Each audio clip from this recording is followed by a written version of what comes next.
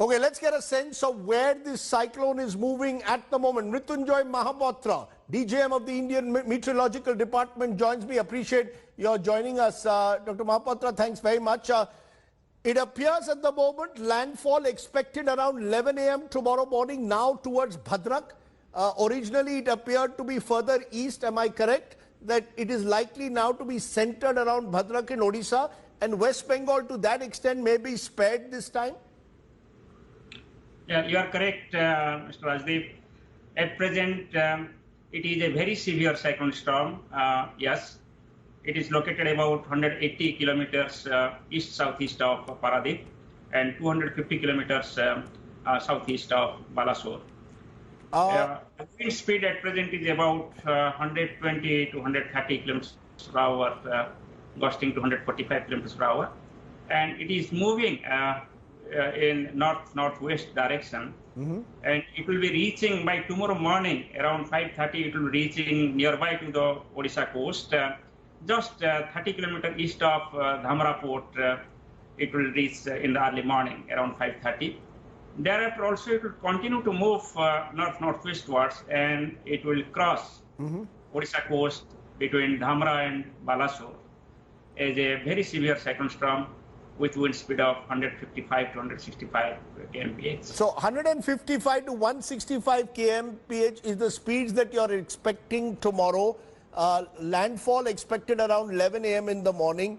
Just want to get a context to comparing it to Cyclone Amphan last year, which wreaked havoc across Bengal. Is it just as intensive, but this time more centered around Odisha?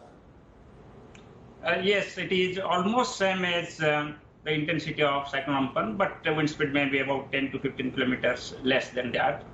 And the cyclone Taute, which just crossed Gujarat last week, this cyclone is also comparable. It may be slightly less than that Taute intensity. But what I want to say that once the wind speed reaches 150 kilometers per hour, it does not matter whether it is 160 or 150. It will have the equal damaging potential. It can lead to uprooting of large avenue trees, bushy trees.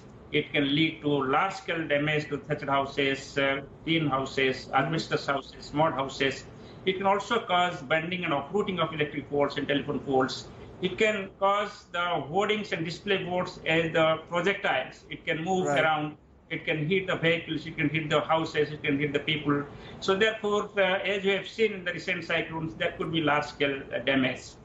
Okay. So apart from that, this particular cyclone is having a unique characteristics in the sense that it has got a very large size and it is causing rainfall starting from yesterday.